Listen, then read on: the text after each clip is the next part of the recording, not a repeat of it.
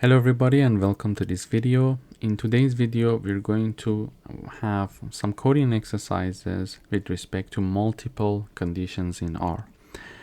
So here I have a variable called score. It is equal 85. It is equal to 85 and we would like to have a grading system, meaning that, for example, if the score is greater than 90, I'm going to have the print of grade. I'm going to assign A to the grade. If its score is greater than 80, I'm going to assign B to the grade. If it's greater than 70, I need to assign C to the grade, and otherwise, if none of the condition above is passed, we're going to assign F to the grade. And finally, we are printing that grade variable in the output. So firstly, the score equals 85. So 85, is it greater than 90? No. So this part of the code is not executed. So 85, is it greater than or equal to 80? Yes, it is correct. So it is going to assign B to the grade variable. Okay. So this is why when we run the code, it says your grade is B. So this is your grade is, this is the message that I'm writing here. And then the grade variable, which B was assigned to it, is being printed in the output. So if instead of having like 85, if I have, for example, 65 and I run the code here, we see that it says your grade is F. This F is assigned. So 65 greater than 90? No. Greater than 80? No. Greater than 70? No.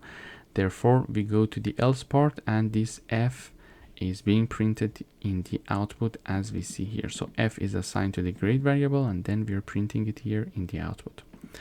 Now let's have an example of combining conditions with AND operator. Here I have a variable called X that is equal to 10. I'm having a variable called Y equals to 20, and I have an if condition here. I check to see if X is greater than 5 and at the same time Y is greater than 15.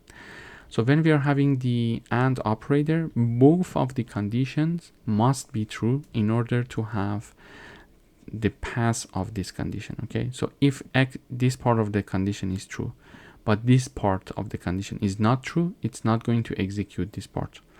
But both of the conditions must be true. So 10, is it greater than 5? Yes. Y, is it greater than 15?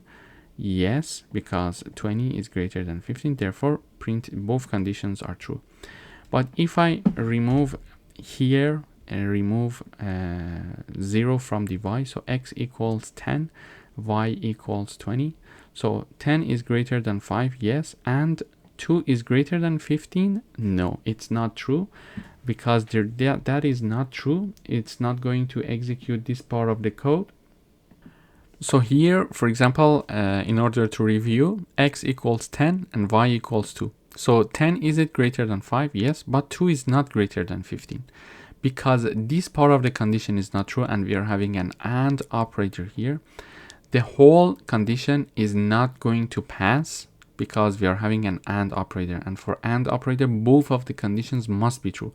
So if I run the code now, we see that this message is not being shown there anymore. Why? The reason is that X is greater than 5, but Y is not greater than 15. So now I revise it and I assign 20 to Y, and we see that both conditions are true is shown here in the output. Okay. So now let's talk about the OR operator. In the OR operator, we are assigning, we are checking this condition.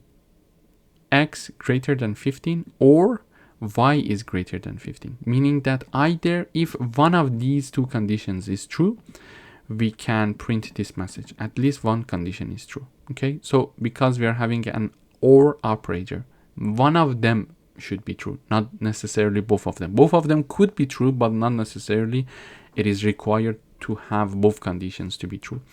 So 10 is greater than 15. Is it true? No, it's not true. But we're having an OR operator. So let's go and check the second condition. Y is greater than 15. So 20, is it greater than 15? Yes, it's true. Therefore, print this message. At least one condition is true. So this is the difference also between the AND and OR operator. So in this video, we dealt with multiple conditions example. We learned about the OR operator and and operator. Thanks for watching.